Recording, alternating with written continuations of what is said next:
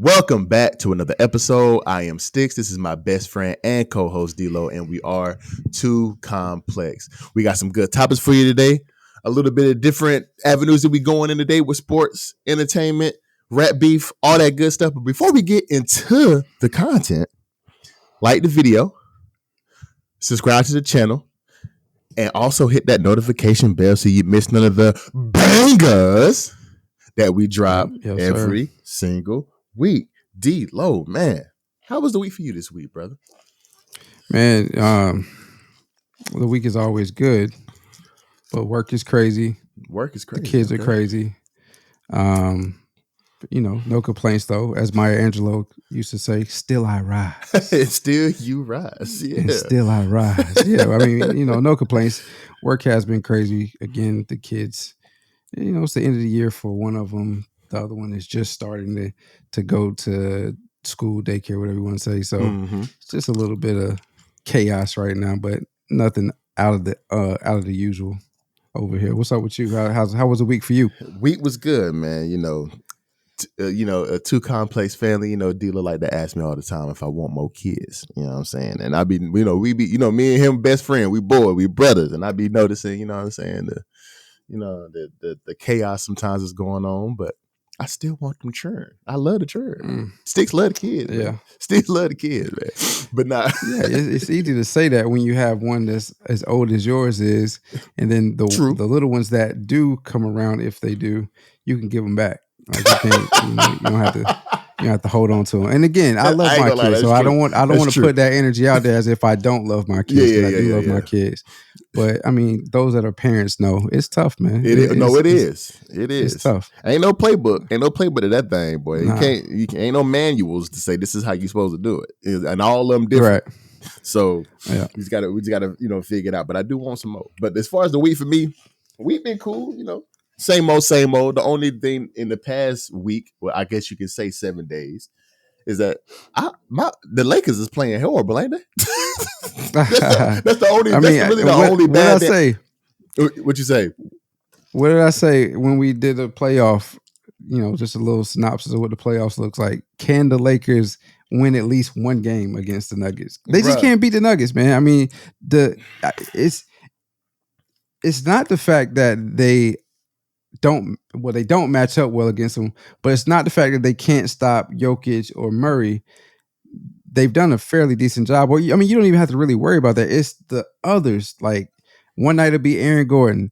The first game it was Ken Caldwell Pope. You know what I mean? Like they just have too many weapons on the bench. It was MPJ. Michael Porter Jr. Porter Jr. Yeah. I mean, but he's been playing pretty consistent throughout the first round anyway. But I'm just saying, like it's always they get that +1 to come to it. Whereas the Lakers, it's Bron playing decent. He has 20 every time, but it's not a usual it's not the Bron that we know. AD's been playing out of his mind for the most part in the first half, first 3 quarters. And then like they may get one, like it'll be D-Lo or it'll be Austin Reeves that gives them another 20 points, but then nobody else gives them over 10. First game, nobody other than LeBron and AD score over 9 points. In the second game, D-Lo gave him 20. D-Lo gave him 20, but nobody else was doing nothing. And then third, But see, it's like, but everybody else, they don't have nobody else. Like in game 3, they had like 5 or 6 people score over 10 points. The Nuggets did. So I'm like, dang, like where the rest of this team at?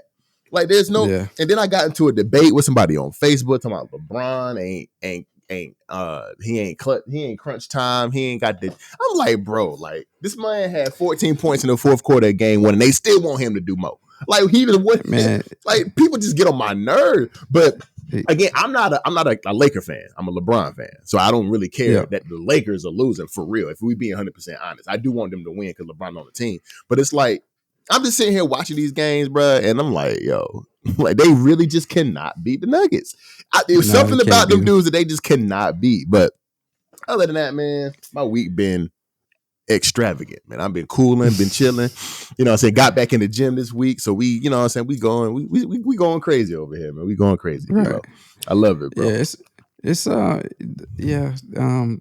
the Bron thing is crazy, man. I mean, in year 21 of his playing career, age 39, the oldest player in the league, and people still expect for him to be the LeBron that was in year 7. You know what I mean? So what's that video or that meme on online? That's why he's the GOAT. He's the GOAT. That's why he's the GOAT. You could definitely make that argument. You definitely can make that argument for the expectation, just from the expectation alone exactly. of what he's supposed to do year in and year out. He's the GOAT. Man, you know, I got him 1A, 1B with Jordan. Mm-hmm. But, you know, I know how you are, but I'll add this to it because I was going to talk about that as well. Oh my D-Lo. Confidence. Well, you know, you diehard LeBron. Like I knew what to expect out of this series. Yeah, I mean, you know, I'm a LeBron fan too. Like LeBron is my guy, and you know, I just can't. You know, I don't know.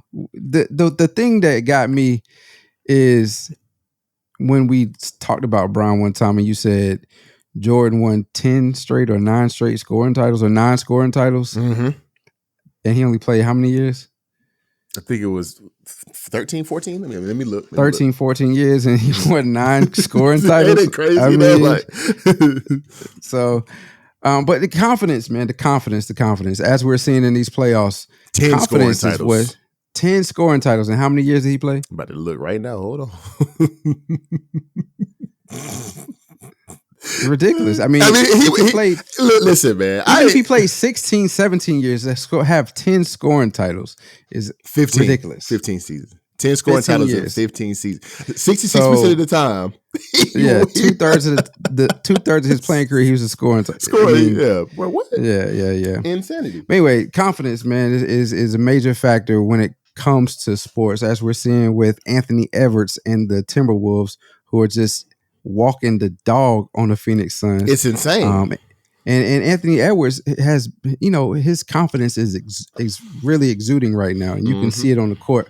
Same thing with the Denver Nuggets, man. It don't matter what type of lead the Lakers get, they know they can't beat us. It's gonna be a dogfight in the fourth quarter, and we're gonna find a way to win. We got a closer. They can't figure it out in the fourth quarter. Double-digit leads in all 3 games, and you still don't find a way to finish them out. Like, damn, it's so crazy just watching those games and seeing how well they play for 3 quarters, and then all of a sudden they get walked down in the end of the third, fourth quarter. They get walked down and lose the game. It's so crazy. It's weird to watch, bro. It's weird to watch. Yeah. Well, speaking of weird to watch, I don't know about you, how you felt about this, but we saw earlier this week or midweek, I can't remember exactly when it was, that rapper DaBaby sat down with Shaq on his podcast or his show, The Big Podcast. It says podcast in the name, but we start to call podcast shows these days. But anyway, he revealed that a rapper came to him to try to start a fake beef. And he said to him, the rapper said to DaBaby, "You want to go up?" So, Sticks, are rappers this desperate for attention? And are we in the era of fake beef being the new norm? It seems like that, D-Lo. I ain't gonna lie, because if this is true, because I'm in a space with DaBaby where I can't believe nothing he say. I mean, his music, cool. But him as a person, I don't really mess with him. And he from North Carolina. He from around the way. You know what I'm saying? Like, he from Charlotte. You know what I'm saying? He home state type dude. But I really just don't fuck with the type of nigga that. I'm sorry. I'm trying to stop. All good. But I don't. You. I know. I'm trying to. Russell Westbrook. Be you. Consciously though. You feel me? But yeah. I just don't mess with the type of dude that DaBaby is though, for real. Like the success really took him to a point where his arrogance, he was way too overconfident. But he's a good rapper. I ain't gonna lie. But it just seems like I say, if this is real, we could be in a situation like that, because people seeing. It's like people saw the war, quote unquote, that's going on between Kendrick and Drake. Well, Drake against the world, really, to be honest. The 20v1 that Drake going through right now. And they seeing the attention that's getting. And just like D-Lo said, somebody going to look at that and capitalize off it. It's kind of like one of those things where, you know how old girl Pinky Doll went up for being on TikTok acting like an NPC. Yes. Pop. That shorty. And everybody bit off of that and try to do it again. That's kind of like what you want to laugh. It's kind of like that because it's like everybody saw the attention that she was getting and the money that she was making off TikTok and she going to these award shows and all this other stuff. And it's like, dang, I want to do that too. I can probably go up like that too. Just like, oh boy, so you want to go up. So it's one of those things like that. I wonder who it was. So that was my thing. When I saw it, I was like, who is this? Because he said it was a conscious type, lyrical type rapper. And everybody was speculating that it was Jordan Lucas. And you know what I'm saying? Like, I wonder who could it have been though? But the attention is a hell of a drug that so many people just are I ain't gonna say that. So many people are like, they own social media for attention. Why are you laughing? I'm listening to you. I'm listening to you. I don't know why I'm in a giggly type mood this morning.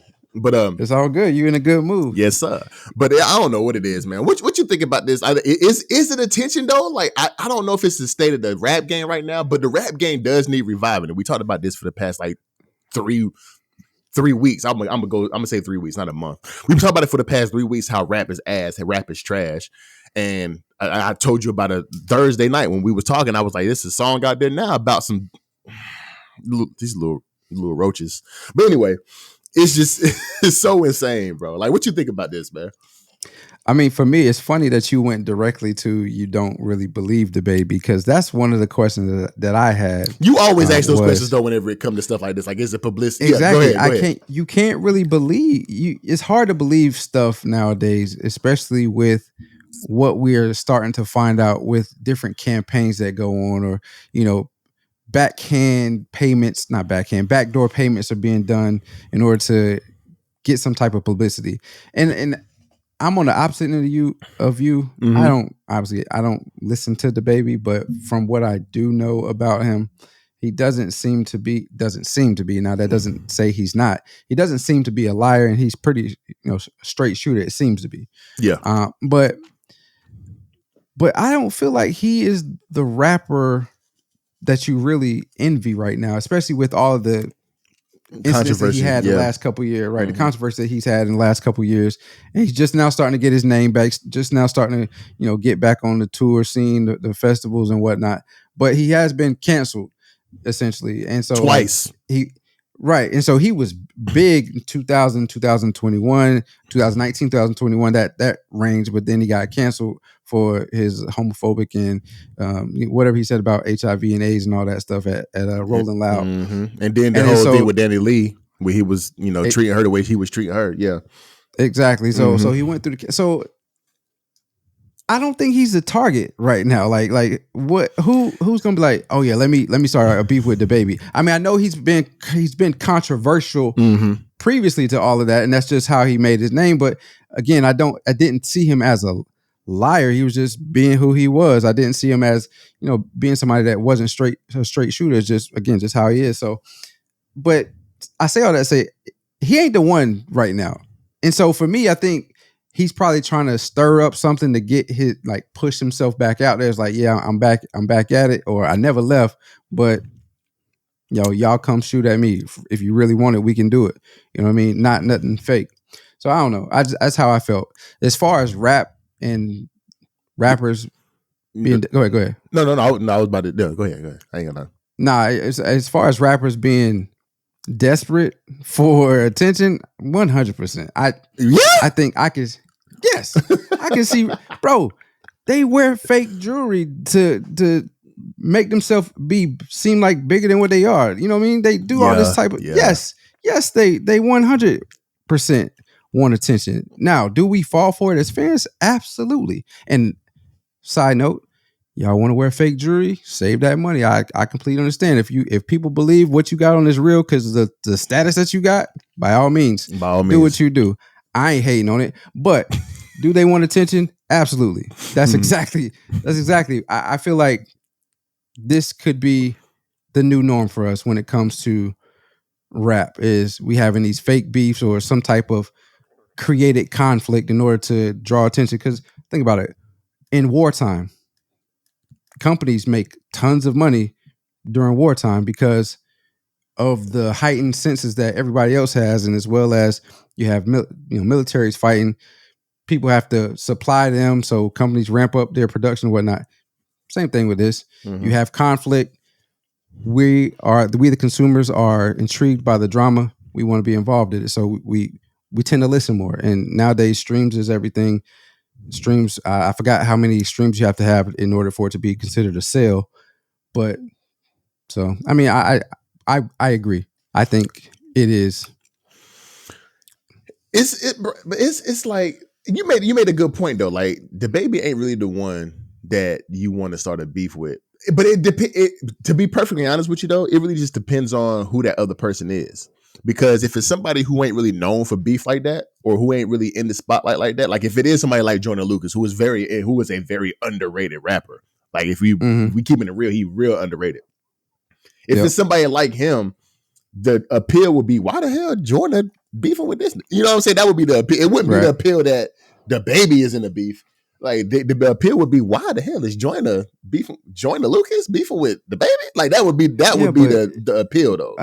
You know what I'm saying? I guess if you look at it from that standpoint, that type of rapper, why would they be? But again, and no disrespect to DaBaby, but it's like, bro, he hit the attention is not on him right now. So you helping him bring the attention to him, I guess you would be also bringing it to you, but people gonna look at that like, I don't know about that one. Yeah, but because I mean, Joyner Lucas has had beefs back in the day, if I'm not mistaken. I think he was beefing with Tory Lanez at one point, and then he was beefing with Logic, I think. But I wouldn't doubt it. But that was around the time whenever DaBaby was really like popping off. Like it was like 18, 19, 20, whenever Joyner was having those beefs with Tory and Logic. But even those two, like even like Tory Lanez and Logic is like, this nigga beefing with them. Like not that Tory, because Tory, I fuck with Tory. Free Tory low key. I ain't gonna lie.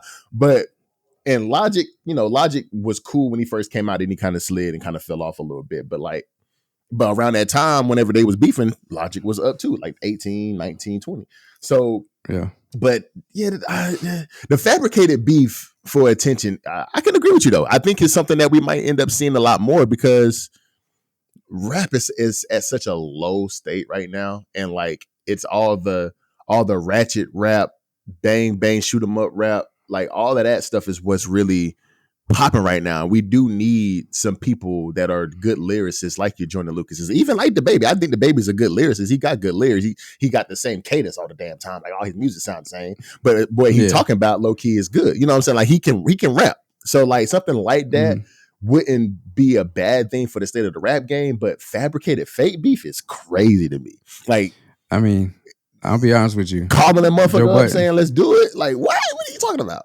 Yeah. Joe Budden said something, and then this came out, and now I'm like, So Joe Budden said he thinks that all of this could, and this is a conspiracy, obviously, all of this could be fake, and then fabricated by the industry in order to get the sales back up to where they want to be. Because from 2022 to 2023, the commercial dominance of rap has gone down from 27.8% to 26%. And that's Complex reported that. I don't know if those numbers are true or not. Gotcha. But I mean, almost 2% is a big percentage in that industry. Yeah, I agree. Yeah. You're talking about billions of dollars, or at least hundreds of millions of dollars that's being lost. Yeah. So, and then Juicy J said rap sales are down 40%. Again, don't know if that's true or not. I don't know if that's true or not. Yeah. Don't know if that's true or not. But he did call for a meeting. And so you put all that together, DaBaby say what he say. Joe Budden said he thinks it's a conspiracy, and now he kind of don't blame, if that's true, he doesn't blame Cole for bowing out and being a part of that nonsense. But again, if all this is true, and I think it's fabricated because why is everybody going at Drake, right?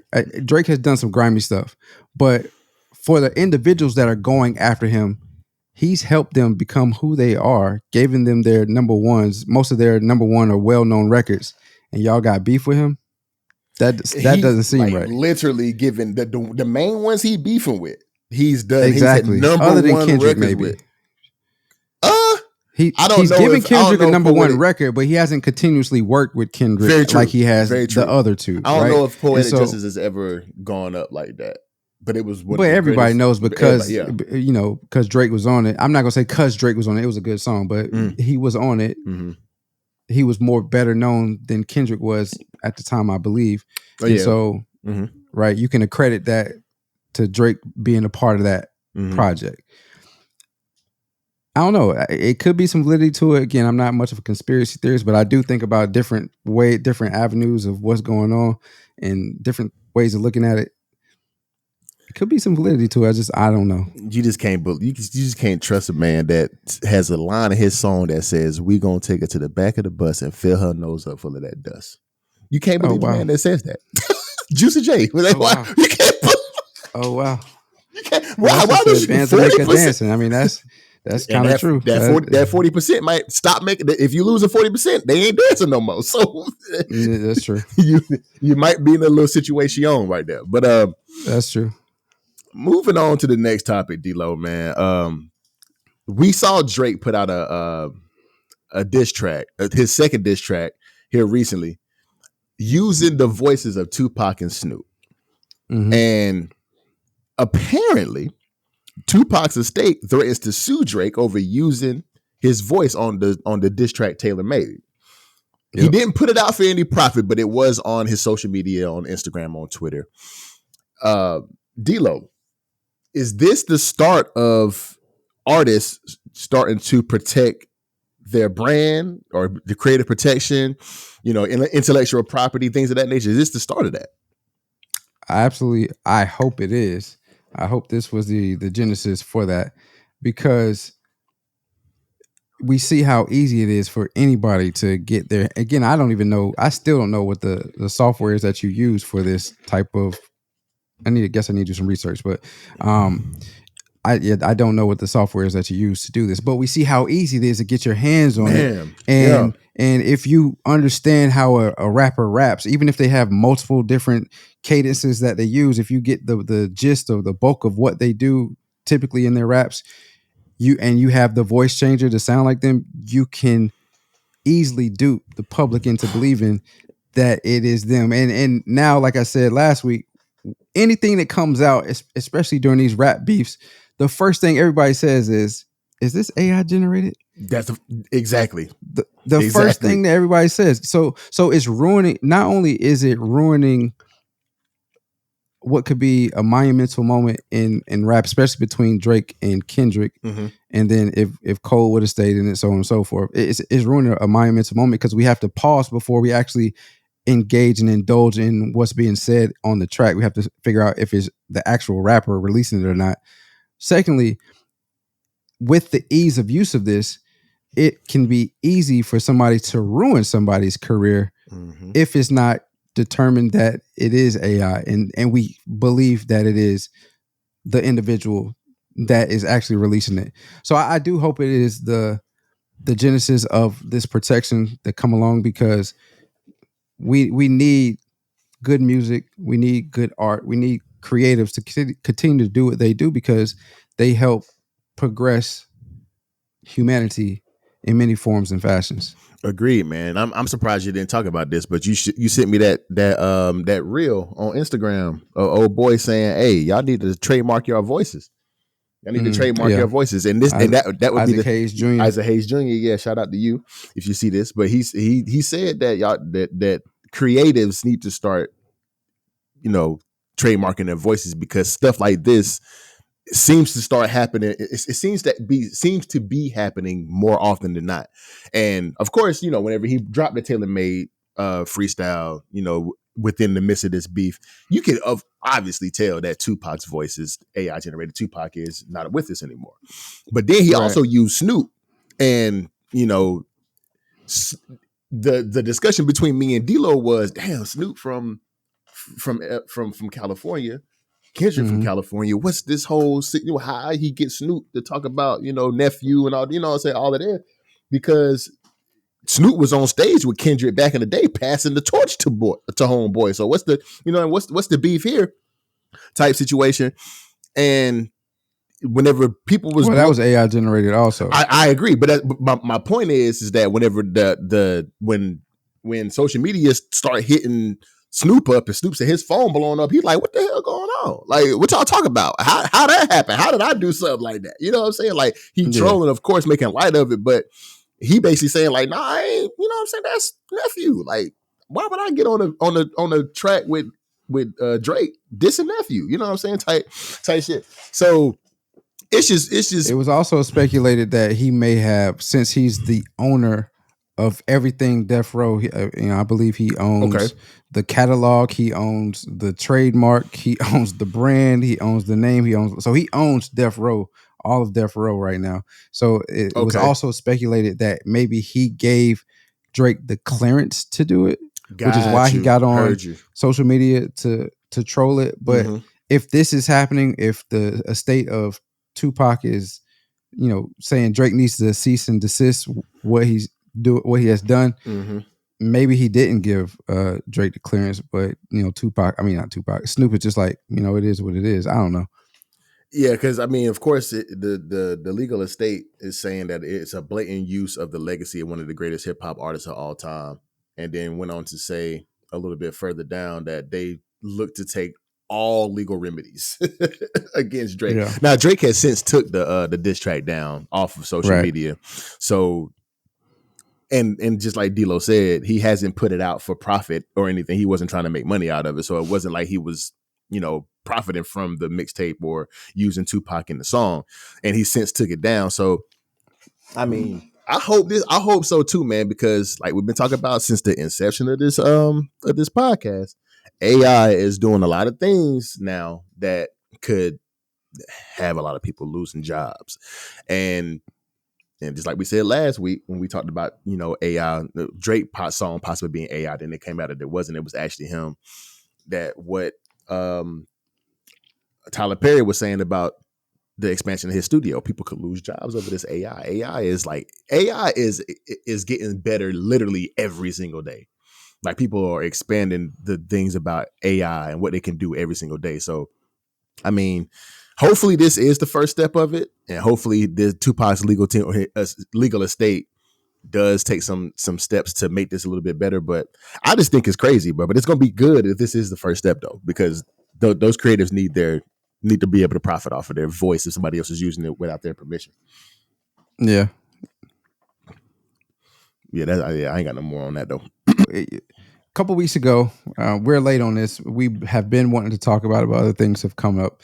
A couple weeks ago, Deestroying better. What is his real name? God, Donald Delahaye. Yeah, there you go, Donald. Why you laugh? Delahaye. All right, Donald Delahaye. No. Deestroying, if you see this, we ain't making fun of you, bro. Yeah, we're not making fun of you, dog. Yeah. I'm goofy, bro. Donald Delahaye, better known as Deestroying on YouTube, suffered a neck injury while playing in his first professional or second professional football game after chasing his dream for as long as we can facts remember. Though, that's facts. Sticks.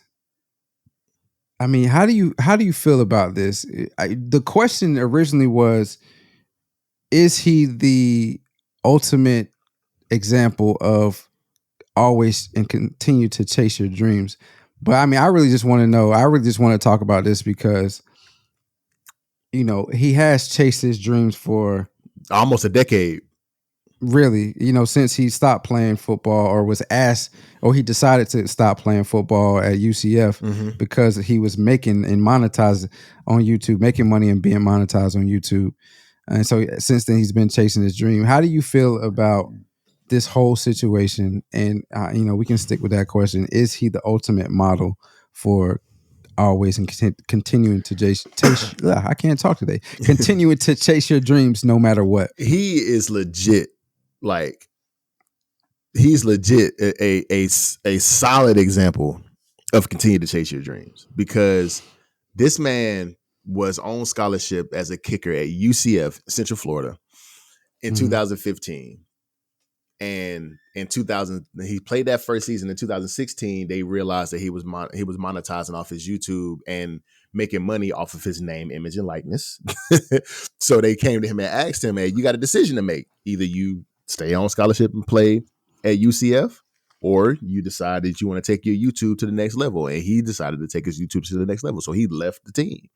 But the theme on his channel for as long as anybody can remember, is him being a great kicker and him still trying to get to that mountaintop of getting to the NFL. So he continued to do that type of content on his YouTube channel, and he said 1,000 times on the channel, like, I still think I can kick in the league. And he would always post shorts of him kicking, you know what I'm saying, and holding one-on-ones, doing one-on-ones against NFL players, and doing things for the kids in the community. Because, like, his channel is very uplifting. Going to the number one football team in the nation's football games and just talking about that, and just his page is very, very uplifting, and it's a page that I like to watch myself, because, you know, I don't know if D-Lo watches, but I'm subscribed to his channel, and it's a page that I watch pretty regularly because I'm a football player. I love football. You know what I'm saying? And his content is very, very refreshing when it comes to the raw side of football. So, but he is literally the last 9 years. He finally got his shot this year playing for the San Antonio Brahmas in the UFL.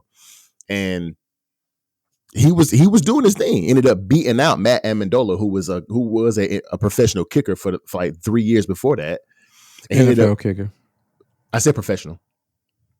Well, yeah, but professional can mean a couple of different things. Yeah, you're right. So he was in the NFL. Well, yeah. Because when you say NFL, everybody looks to that as the top of the top of the top. And true, UFL is also professional. Not saying that they're not as good, but yeah, they're not in the NFL. They're not in the NFL, and there's a bunch of different rules. And the UFL is a new league this year with the USFL and the XFL merging together. So right. So he got his shot, and he was kicking very, very well. Like, with all the rules in the UFL, where I think in the NFL adopting that rule this year with the kickoffs now. Mm-hmm. The XFL used to do it. I don't think the UFL the UFL does it. The UFL does do it. Oh, they do? Mm-hmm. Okay. So in the NFL is actually adopting the kickoff rule this year that the XFL and now the UFL is using, where they kick off from the 35, but nobody can move until the ball is kicked. Mm-hmm. So no, until the ball is caught. Till the ball is caught, correct. So, and he was booting that thing. Like, they said the average most kickers usually do is down to like maybe the 15 to the 20 yard line where they're kicking it from. But he was booting it within the 10 yard line because he has a solid leg. He could kick the ball. The ball. So I think he is definitely, like, he was that much closer, like a little bit closer to getting to his dream of actually kicking in the NFL. And he had this situation happened, which was tragic, man. I actually went back and watched the episode last night as I was doing my research, and it didn't seem crazy, but when he went and got the MRIs and the tests, it came back like, yeah, you got a couple of fractures, a couple of bulge discs, so you're gonna be out for like at least 3 months. And now his season is over. So, you know, shout out to Deestroying, man, because you put your work in, bro. Like, you legit put your work in, bro, and it didn't go unnoticed, obviously, because you got referred to the UFL. Like, somebody hit up the GM, was like, yeah, you might want to look at Deestroying, because that might be a guy that y'all can get, and he'll do some solid things for y'all at the kicking position.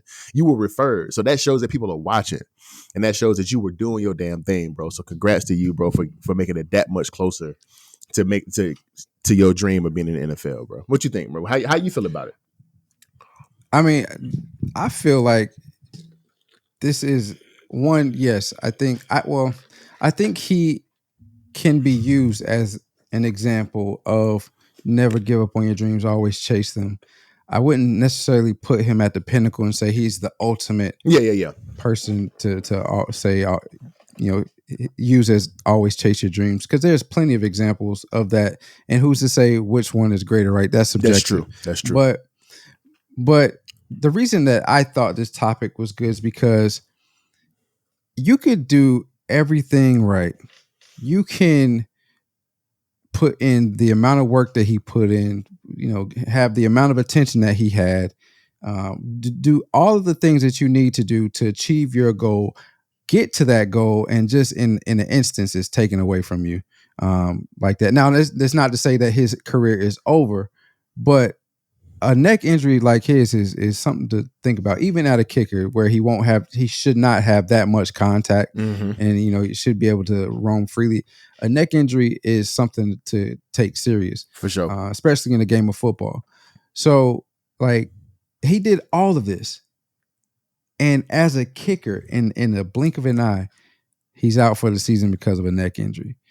And that is important to remember in life, is that we always have to be grateful and show gratitude for where we are and the journey that we're on, because you never know when it will be taken from you. Like I said, like he's been putting in that work, like you mentioned, for realistically maybe the last 3-4 years. But ever since he was decided not to play at the UCF anymore, he's really been trying to find a way to make it professionally, because he was a good kicker, is a good kicker. And it's just like, he had to find a way. And it's kind of like he got his cake and was able to eat it too, which is a bad saying, but that's the only thing I can think of.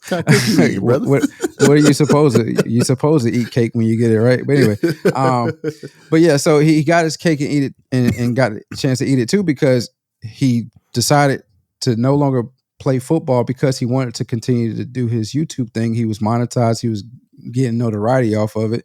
And at the time when he was deemed ineligible, the name, image, and likeness rule was not in place.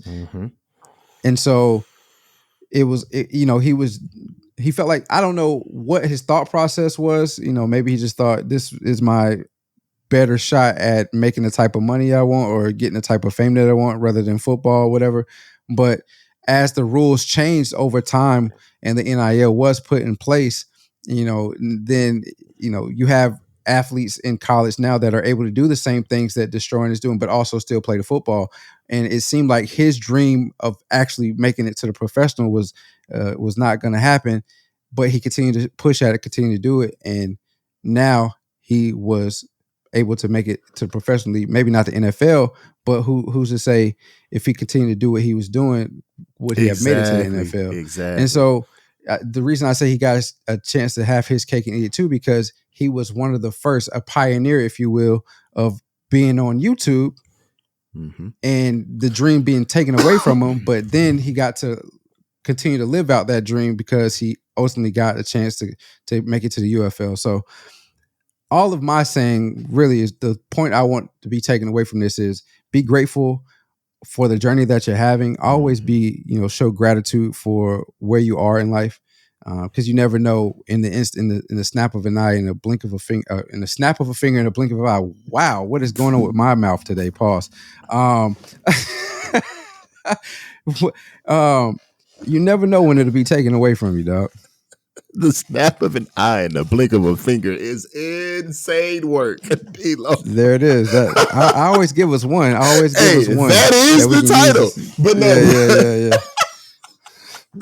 But nah, like I said, man, Deestroying, what I'm saying? It's like D-Lo said, there's a lot of models of chase your dreams, what I'm saying? Continue to chase your dreams, and Deestroying is an exemplary model of that, man. So like we said, man, shout out to you, bro. Like, you literally chased your dream for as long as anybody can remember, bro. Gave up, like we've been saying, man, just to recap, gave up UCF, took to YouTube, almost at 5.7 million subscribers. So shout out to you, bro. Currently, I think he's at 5.69. I think he is. So okay, almost 5.7 million subscribers on YouTube, man, is amazing, bro. That's amazing. You know what I'm saying? And you bet on yourself. You made this YouTube channel what it is, and you still was able to have enough attention, enough eyes on you for somebody to say, yeah, look at Donald De La Haye and get him down here in San Antonio and make him. What is his ethnicity? No idea, bro. I look at him as a black man, but I don't know Well, what yeah, his I mean, actual yeah, ethnicity is. yeah. But the last name does, yeah. it does kind of throw you off. But I look at it, you're a black dude to me. You know what I'm saying? So, But that's why I laughed because, like you said, you look at him as a brother, and then you hear Dylan Hay came out. It's like, huh? Yeah. Okay. It's like, why he giggle? But nah, but like, if you do see this Deestroying, I'm gonna tag you in this channel. I'm gonna tag you in this videos. I'm gonna try to make sure you see. But if you do see this, bro, congratulations to you, bro. I know it was a tragedy, that what happened, and we, pray for your speedy recovery, and hopefully you get back out there. You continue to kick for the Brahmas, and eventually, man, you actually hit that mountaintop of kicking in the NFL, bro. So congrats to you, G. Congrats to you. Big news this week in college football world, as it was announced that Reggie Bush would be getting his Heisman Trophy back that was taken from him in 2010. Mm-hmm. Sticks, what does this say about the current state of college sports? It's funny, we jumped from Deestroying, who left UCF because of him monetizing YouTube and not being able to properly use his name, image, and likeness, to Reggie Bush, who was accused of pay-for-play situations, which ended up not being true, obviously, but was also within the time where there was no name, image, likeness. You couldn't monetize off your own name, image, and likeness. And he just got his Heisman Trophy back. And we did a segment on this. How long ago was that, deal? Probably it was a while ago. Yeah, probably we did it. Yeah, a few months ago. But no, probably longer than that, honestly. Where we were saying, yeah, he's fighting to get his Heisman Trophy back because he deserves it. He was if not one of the greatest running backs in the history of NCAA. The greatest player. One of the greatest college players. One of the greatest college. Yeah, you know what, D-Lo? You're right. He was one of the greatest college football players ever in the history of the NCAA. And just because, and I was reading something, D-Lo, where a lot of this was like jealousy because he didn't sign with somebody's agency, but neither here nor there. So I think that NIL has shaken up a lot of things in the college football landscape, and we're gonna talk about this here in a second. It's given a lot of athletes the free reign to not be, as they were for so many decades, to not be taken advantage of by the NCAA. So with this new with the new NIL, it allowed Reggie Bush to fight for what was rightfully his. He deserved, probably the most deserving out of a lot of those Heisman Trophy winners, probably one of the most deserving people to be in that prestigious club of Heisman Trophy winner. So the NIL is shaking up a lot of things, man, and I appreciate the NIL. I mean, I can, like we've been saying, I wish it was around whenever I was playing football back in 2003 to 2006. That's kind of aged me a little bit. Y'all watch your mouth in the comment section.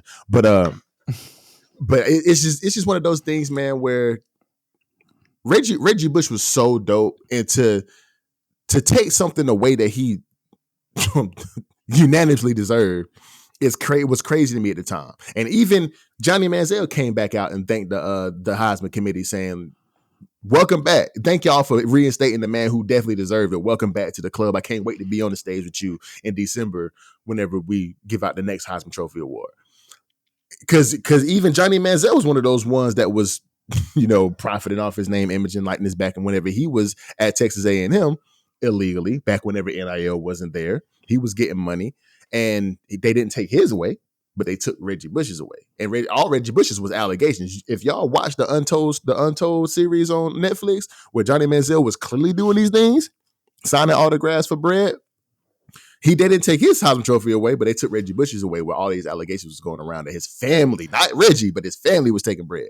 So I think it's a lot of things with the NIL that's changing the landscape, and I appreciate it, man. What you think? I think this is too much noise being made about all of this right now, and we're fighting for our lives. So let's just give it back to him and hope that everybody forgets and moves on. Okay. Like you mentioned, Johnny Manziel and Cam Newton have not supported the Heisman ceremony, and it mentioned that they have not supported the Heisman ceremony for quite some time. Mm-hmm. Cam for what he went through with the allegations when he was playing in Auburn, and then Johnny for this specific issue that he feels like Reggie Bush should never have gotten his Heisman Trophy taken back. And both of them mentioned this on Club Shay Shay, ironically, that they, and I say ironically just because both of them actually mentioned not supporting the Heisman ceremony. But yeah, both of them mentioned it on Club Shay Shay. And so Shannon Sharp, who has the highest of the high platforms when it comes to podcasts and shows are concerned. So he's getting a lot of notoriety, a lot of publicity. And so when people say stuff like that on that platform, it gets a lot of attention. It gets a lot of traction. And because of that, and because of the fight that the NCAA is going through right now, it's a lot of stuff that they're going through, not allegations, but cases and lawsuits and class action suits that they're going through right now. And so they're just trying to keep their head above water. I feel like this was like, okay, we knew we were wrong to begin with, but let's just go ahead and give this back to him. Since we have NIL now, since the rules have drastically changed from how they were back when he was playing, players can profit off their names right now. Let's just give it back to him. Hopefully all is forgiven. Mm-hmm. And, the noise that's being made right now dies down. We can handle these suits as we need to, sweep it all under the rug, and get back to what we've been doing prior to all of this nonsense coming out. Along with the NIL, figure out how we can make the NIL work for both the colleges and the players so that the players can profit off of their name, image, and likenesses, just like the schools have done for decades now. And just get back to doing what we've been doing. I agree, man. And Reggie Bush definitely said, it's not just a personal victory for him, but it's a validation of all the people who he has supporting him and the advocates who carry him through this journey of trying to get his Heisman Trophy back, because it was taken away in 2012? 2010. Taken away in 2010, yep. And it took them 12 years to give this man his trophy back. So like 14. I'm still thinking 12, 14 years. So it's like, bro, but I mean, it could be I saw 2010, so he could have gotten it taken away in 2000. It did. No, it was 12. I'm looking at it right here. It was 12. You're right. So it was 12 or 10. 10. It was 10. You're right. It was 10. It was taken away in 2010. Okay. Yes. Yeah, so, all right. I mean, but the NCAA is going, like D-Lo said, man, class action lawsuits, schools forming unions, which we called before it even happened. I want to give a shout out for that, because we did talk about that prior to Dartmouth, right? Dartmouth formed a union and won. And now they have a union at Dartmouth as far as their students getting paid and insurance and all kind of stuff. So like the NCAA is going through it now that this NIL has come through, and I'm here for it, bro, because like we said, man, they've been taking advantage of these players. These players have been professionals for decades, and they have not been able to profit from it. And now they're able to do that. And I appreciate it. I'm all here for it, bro. But moving on to somebody else being able to profit off their name engine like this and taking it to the tippy top. No, actually, no, we're not even gonna go there yet. We're gonna backtrack for just a second here. We're gonna keep it to football real quick. So you've been seeing what's going on in Colorado? This is another thing. This is NIL low key, but the transfer portal, bro. So Colorado has had 19 players just this spring transfer portal session go into the portal. But in the winter session of the portal, they had another 12 go into the portal. Now, the number one player that they lost was five-star cornerback Cormani McClain, said he was tired of playing for clicks. So D-Lo, does Coach Prime have a problem on his hands with all the social media presence surrounding his program?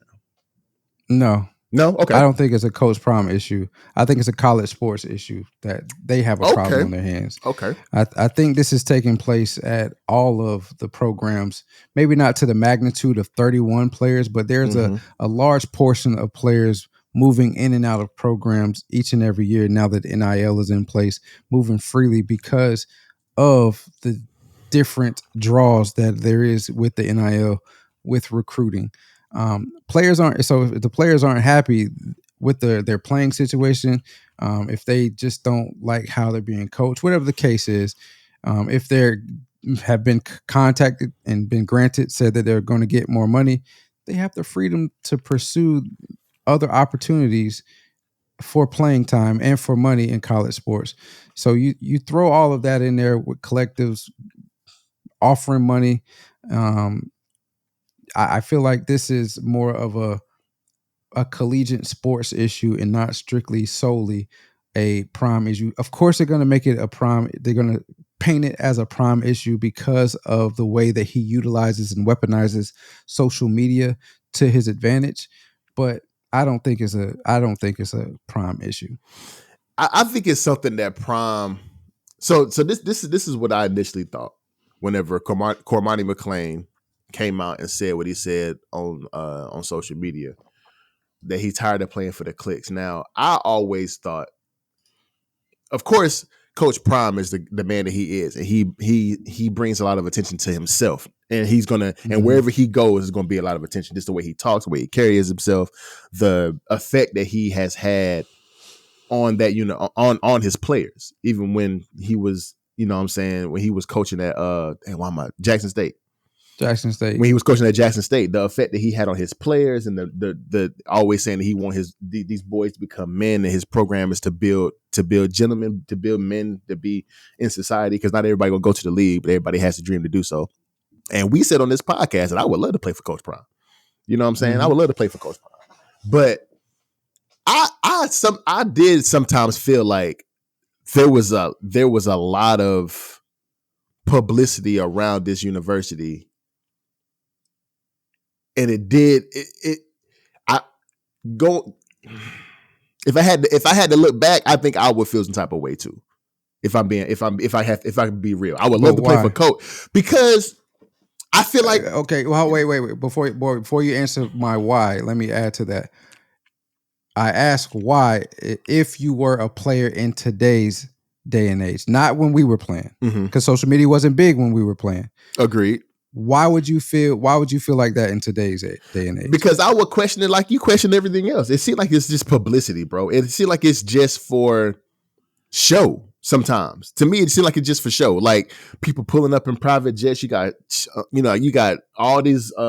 You've never had a situation like Colorado's where you had rappers and former NFL players, and what it had. That's a lie. Well, University of Miami, Southern California, Oregon. It happens everywhere. But man, on the sideline with this many cameras and this much publicity around it, never. Absolutely. I have not seen it. When Oregon was popping back in 2010 or whenever that time period was, you didn't see all of these individuals along with Phil Knight on the sideline with a bunch of cameras around them. Well, maybe at USC, you didn't see. Maybe I won't watch Snoop enough. Dogg and all them boys. At Miami, you don't see Uncle Luke and all them boys and all of the Miami players that's in the NFL back at the games. The reason I say that is because in some instances it do seem like too much. In some instances it do seem like too much. And I can understand why he said, yo, we just playing for clicks. I can understand why he said that, because there were times when I was like, yo, this do seem like a lot, bro. Like, you know what I'm saying? And I feel like, but it goes back to what Shiloh and Shadur said. Like, if you doing your thing, you gonna play. You know what I'm saying? And if you playing, then the clicks and all the views and what you think is going on around the program don't matter if you own the field. So I can agree with that. I can agree with that aspect, but I do see what Cormani was saying. Like, it do seem like, because there was a lot of hype around. We've done multiple segments about Coach Prime, because we mess with Coach Prime. We agree with what he's doing and how he's moving. But I lost my train of thought. I don't know why. I don't know how I did, but there was a lot of hype around Coach Prime and what he was going to do with the University of Colorado, with them being 1-11 the year before, and then they came out and they 4-8. You know what I'm saying? But the expectation was greater than 4-8. The expectation was 8-4. If we being real, if we keeping it 100. So like the way it was publicized, the way it was publicized, your exactly. So the expectation really wasn't that right there. That expectation for 18, 19-year-old kids can be something different too. I mean, I'm just trying to look at it from a different standpoint, trying to see why these kids are leaving and why Cormani came out and said what he said. So I can understand it in a sense, if that makes sense. But me, I would have been on the field, so I ain't worried about it. You know what I'm saying? I ain't the one that ain't playing. You feel me? So that's what I'm saying. You know what I mean? No, I get that. And the reason I ask why, especially if you're a kid in today's day and age, is social media is all that they do. It's all that everybody does. You know, we're all immersed in social media. Yeah. And so Coach Prime is using social media as a way to publicize what he's doing at that university. He's impacted the economy of Boulder. I forgot the percentage, but the percentage is significant, right? So it's because of their social media presence, and them having that social media presence, all it presents is opportunity for these players. And what is the opportunity? Well, the more social media presence that you have, the more social media presence that the school has means you have the opportunity to also have a big social media presence. If you have a big social media presence, then you also can gain more followers. More followers gives you the opportunity to have more endorsements. More endorsements, NIL, brings in more money. Now, some players don't play for that. I understand that. True. But if you are already immersed in social media as it is, you're again, I don't know Cormani McClain, I don't know his mindset, but I feel like he was heavily engaged in social media before he got to Colorado. I'm pretty sure. And that is the reason why he went to Colorado in the first place, I want to say, other than also playing for Coach Prime, learning from him, playing with Travis Hunter as well. So I say all that to say is I don't feel like this jab at Coach Prime from Cormani is strictly from Cormani. Coaches are going to use what you do best, or try their best to use what you do best in recruiting, because recruiting is the name of the game in college sports. They're going to try to use that against you. So if you do something very well, they're going to try a way to poke at it and pick it apart so that they can use it against you. Who was famous early in the season for saying we play for hits, not clicks, when they played Colorado? Who said that? The Oregon coach. Oh, that's right. And where is Cormani McClain reported to be going to, or is in high contention to go into? Is he going to Oregon? How ironic is that? How ironic is that? Again, nothing against Cormani McClain. I think he got off to a bad start at Colorado. Maybe he thought it was going to be easier than what it was going to be. We're all guilty of that, or I know I was. Going to a college initially thought, well, listen, I played my whole life. I wasn't the best athlete, but I always found a way to make it work. I'll find a way to make it work. And with Coach Prime, the expectation is always going to be 100. You're not coming at 80. You're going to come with 100 every time. And so I think he got off to a bad start, and it was just an uphill battle from there. Everybody was always on him because of the expectation that he brought to the table. 5-star recruit, number 1 DB, long, rangy cornerback, just like Travis Hunter. We're going to put you in that same mode. You may be able to play offense if you want to. Just didn't work out. And so now he's looking for a new home to right the wrongs and clear his name from what everybody's saying about him. I can dig that. I mean, yeah, because I'm trying to put myself in a situation where the expectation can be a lot, but I can't speak from that because I'm somebody who thrives off of that type of atmosphere. You know what I'm saying? Like, that's gonna motivate me because the expectation is so high because of who I'm playing for and the program and the publicity around this program, that the expectation is so high. I'm gonna rise to that expectation. This is me personally.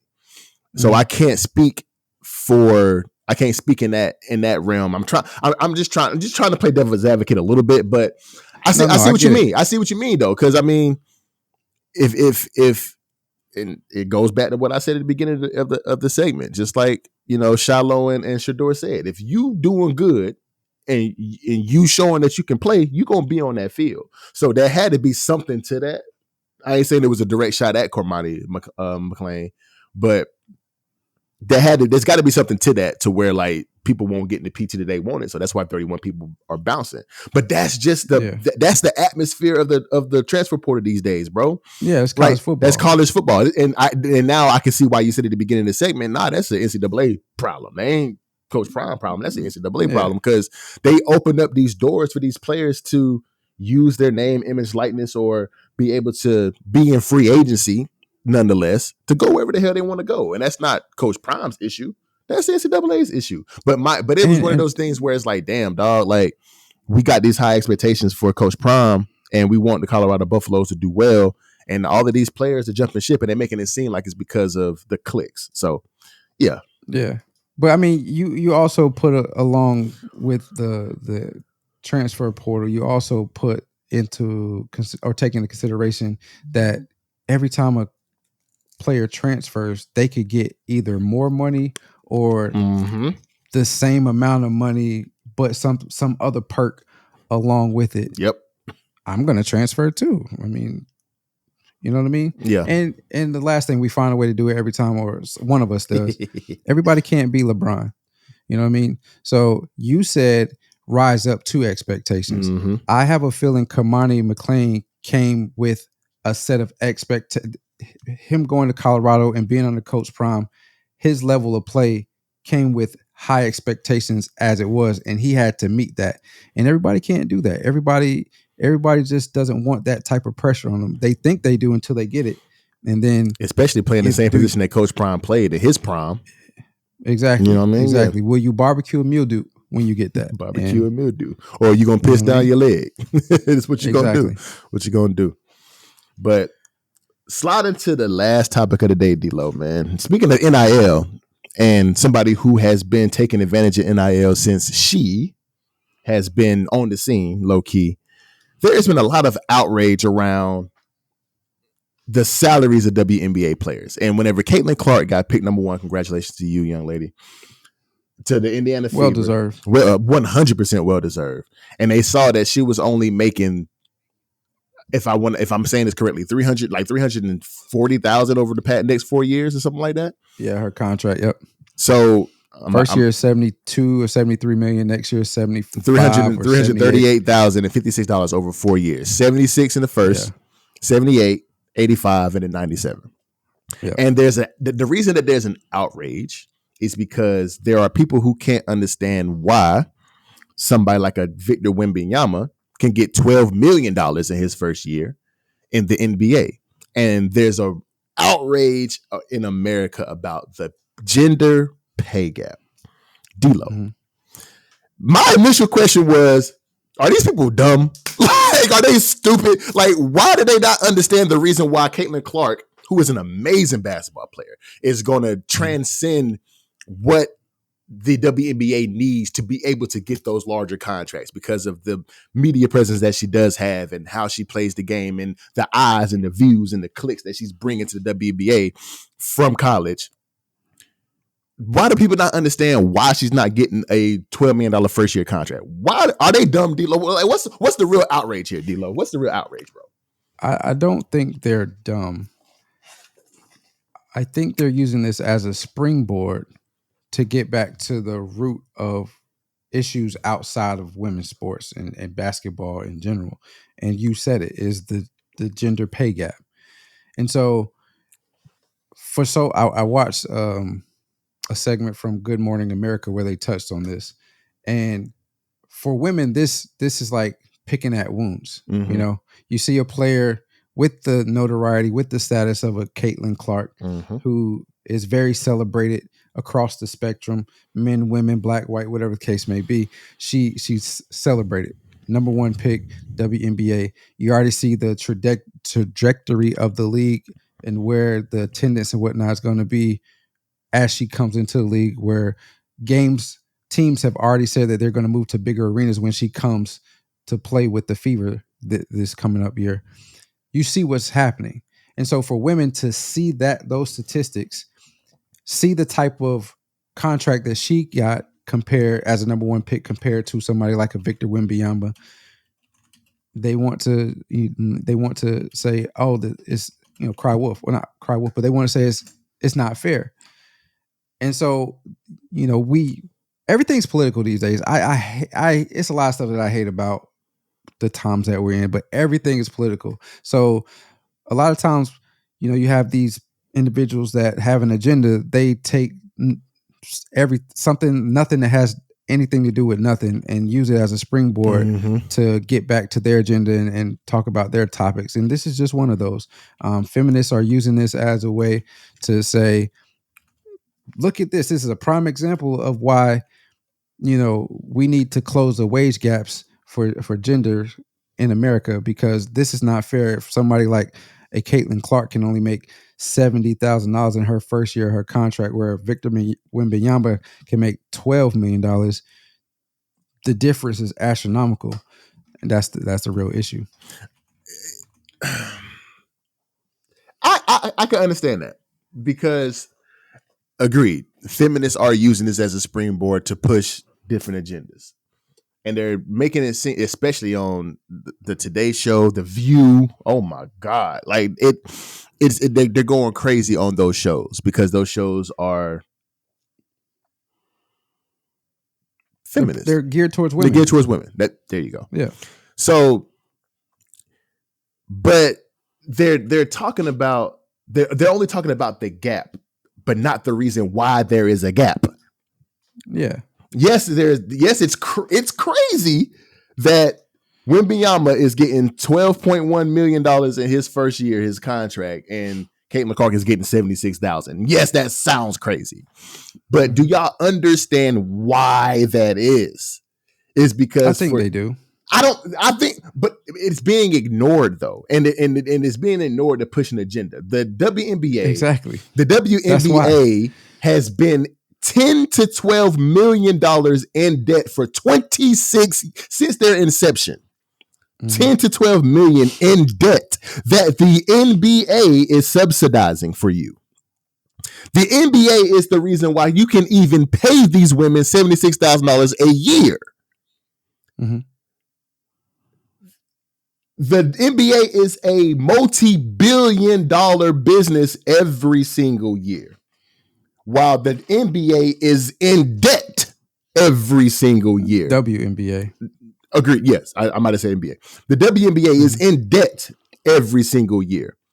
You are looked at, and this is going to sound bad for me to say, I'm going to say it anyway because it needs to be said. You are a welfare league, bro. You're being subsidized by the government that is the NBA. So why are y'all so mad that these women are only making $76,000 a year whenever this money is literally given to you? You're not earning this money. Nobody is watching your league. You need more views on this league. You know who needs to watch? Since women are talking about the pay gap, y'all watch the damn sport then. Watch these women play basketball.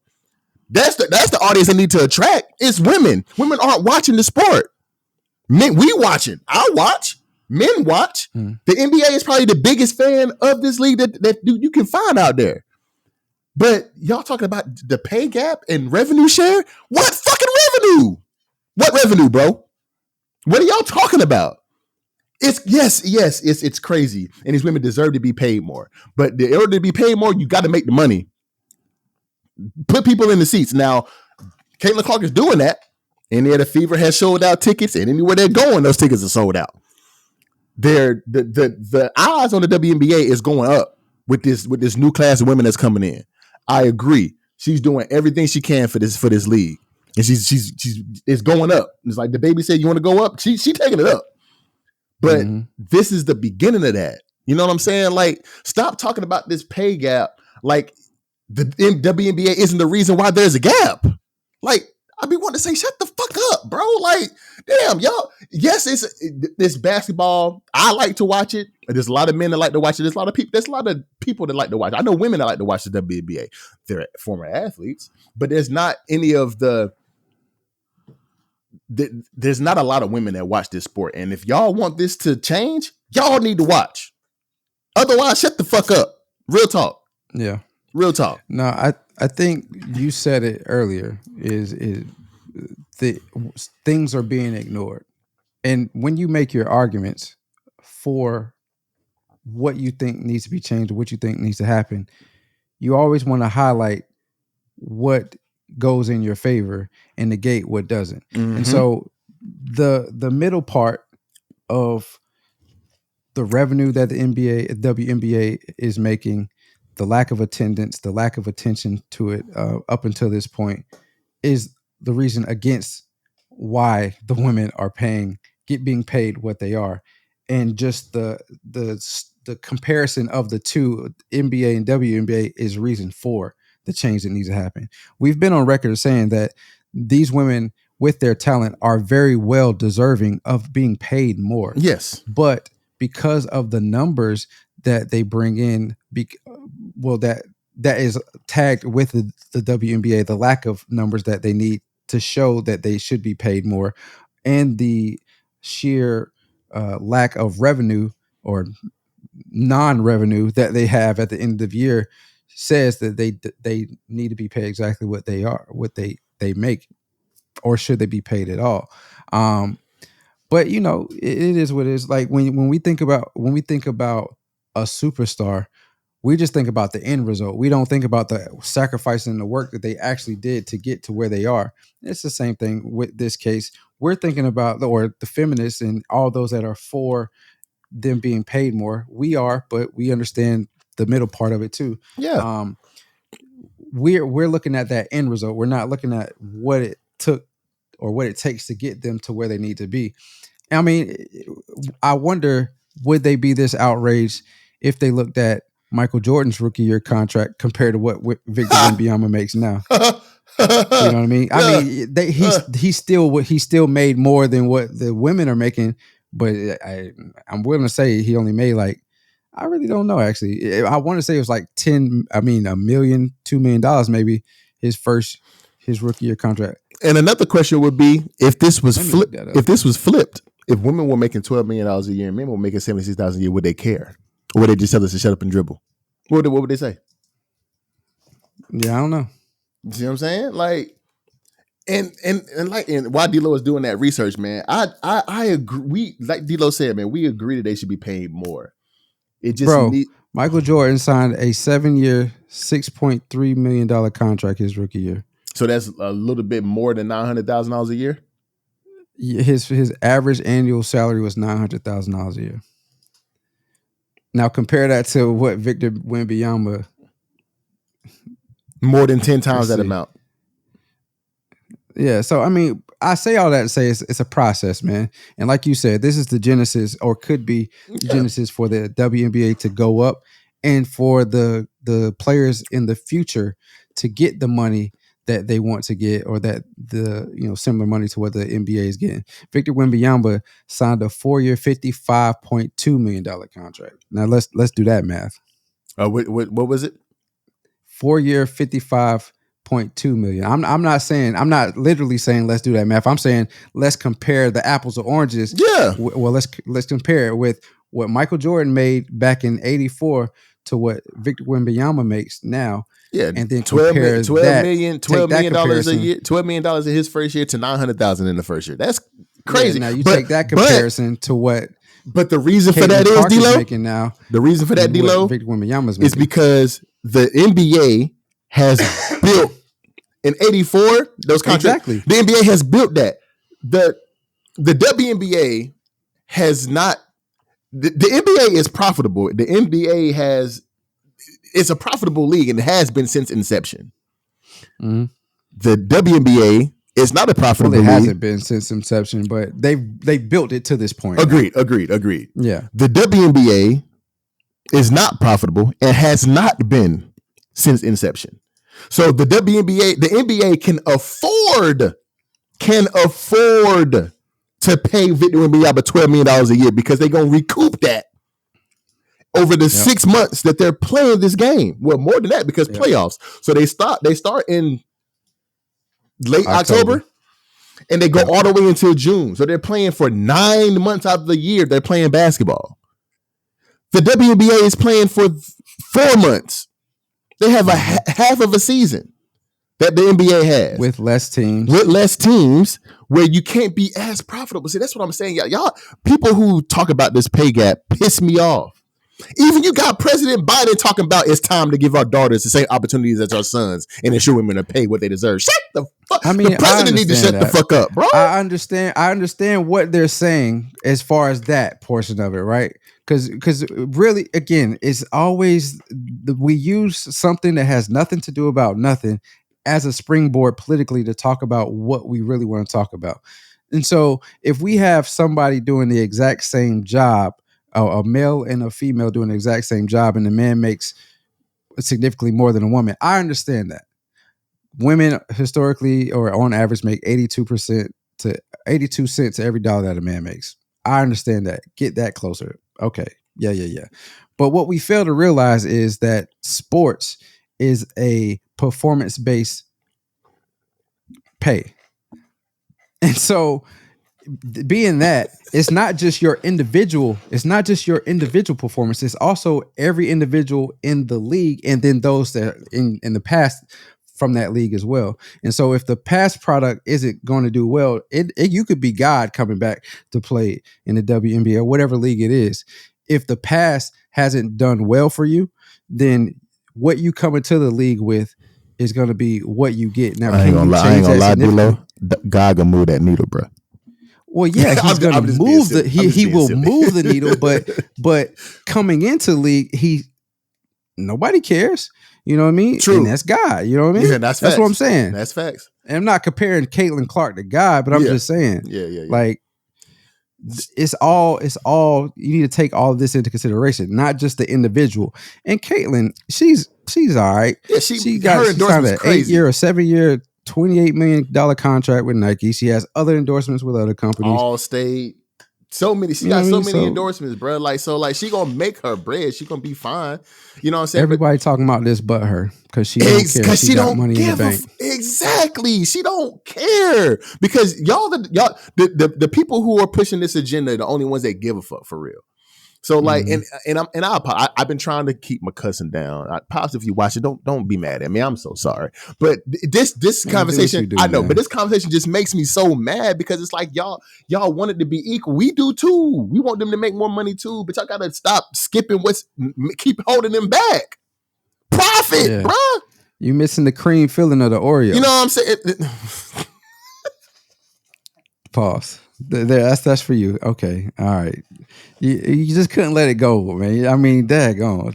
It was there. I'm just glad you ain't say Twinkie. I'm just glad you ain't say Twinkie. But anyway. Nah. The Oreo gives you the double stuff. The beginning and the end. Yeah, the beginning and the end, but you have to have the cream filling to have Oreo. Yeah. The middle. Yeah. We talking about desserts and shit. Anyway, but yeah, man, like just give it up, man. Stop talking about the pay gap without the cream filling. Please stop doing that. Understand why these women are not making the same money that the NBA players are making, because you have to have profit to pay people more money. So either if you're not going to talk about the whole situation, shut the fuck up. Period. And that's from Sticks, dog, of Too Complex. Shut the fuck up. If you're not going to talk about the whole thing, bro. Because it's annoying to hear y'all talk about this and y'all not giving the full story. And y'all the only ones talking about it. The women, they some of them are talking about it, but the players ain't even, because the players understand why they're not getting the bread that the NBA is getting. So why the fuck y'all so outraged that the players ain't even outraged? Just shut up. Yeah, they've made their statements, but they understand they shouldn't be making the same as the NBA. They feel like they should be making more, but they understand that it's not going to be to the same extent as the NBA. So yeah, for all those on the outside looking in, I understand where you're coming from. I understand that you only are trying to get what you feel the women deserve, but let's not negate everything that has come before this point. Because Caitlin Clark is going to be okay. She's going to make the league better than what it is. Eventually, the women will. I mean, if we're really being honest, the average pay in the WNBA is $167,000 or something like that. But just as in the NBA, the rookies have a scale that they're on. Mm-hmm. And so this is what she's able to make. When she makes it to her 4th year and she's able to re-up her contract, her salary will be a lot more than what it is now. So y'all just chill. Yeah, man, because hopefully within the NBA has been around for 78 years. The WNBA for 28. Hopefully by year 78, these girls will be making $12 million a year too. So right. Give it some time, bro. Like, let the shit build up. Let the beat build, like Lil Wayne said, man. Last thing before we go, man. Kanye, you know what, bro? I'm on to you. You come out and you do some pause. You come out and you gonna see why I say pause in a second. You come out and you do something. Some controversy. You say something to get some controversy, and then you release the big news of what you actually want to do. So you jumped on again. Pause again. But you jumped on the diss track and talked about Drake and J. Cole to get you a little bit of notoriety, get your name back out there. And now all of a sudden you talking about you gonna release a porn. I can't say that. A corn studio or whatever. Boy, you gotta stop this, man. This man, you gotta stop doing this. This man Yeezy dropping a website for sexually explicit content, bruh. Like, you so contradictory, man. Just 2-3 years ago, you was doing a gospel album. Now you talking about doing. Come on, bro. What's wrong with Yeezus, bro? What's wrong with Yeezus, bro? And he's one of our greats, man. And I don't disrespect greats, but what are you doing? But what you doing is you stepping wrong, bro. You do a gospel album, but then first of all, you marry a woman who's known for sexually explicit content. Then you make a gospel album. You divorce the girl that's known for sexually explicit content. And look like she doing right. She trying to step right now. She big stepping. You know what I'm saying? Yeah. She big stepping right now. Shout out to Kim K because she big stepping. I be having a lot to say about Kim K, but she big stepping right now. Yeah. But then you jump on the beef that you won't even. Well, I guess you was kind of a part of because you and Drake had a little bit of beef back in the day, but you ain't been in that beef. And Cole gave you subliminals with false prophets and not false idols, as you've been trying to say. I know you think you're an idol. Yeah. Called yourself God and all that, or you said you were a God. You're a genius musically. We give that to you for sure. But now you go from gospel to mattress exorcist. That's insane. Yeah. That's insane. So D-Lo said it. Doing, dog. Yeah, you sneak, you filthy animal, bro. You filthy animal. Yeah. We see. Oh, went to the Home Alone. Yeah, I got you. Let's go ahead and get up out of here, though, man. Animal. Yeah, do you think? Let's go ahead and get up out of here, dog. Episode 63 sticks. In the books, bro. We wrapping it up. We in the books. We again, as always, we want to thank you for tuning in to Too Complex. Remember that life is short and oftentimes too complex, but don't. When it becomes too complex, the too complex and the too complex is be messing up. Life is short and oftentimes complex, but when it gets too complex, blam, blam, blam, pow, pow, pow. Don't be afraid to lean on those that you love to help you find simplicity and balance in life. Stay prayed up in this crazy world. A few requests thrown above can return peace and sanity. Thanks for loving us and supporting this podcast. It means the world to us. We're sending our love right back to you. Don't forget to subscribe on whatever podcast platform that you're listening to, and also follow us on all of our social media platforms. We're going to throw TikTok out of there right now because it's being banned. Throw them out. But so we'll just say YouTube, Instagram, and Threads. Mm-hmm. And as always, if it ain't too complex, it ain't complex at all. Until next time, we will see you when we see you. Salute.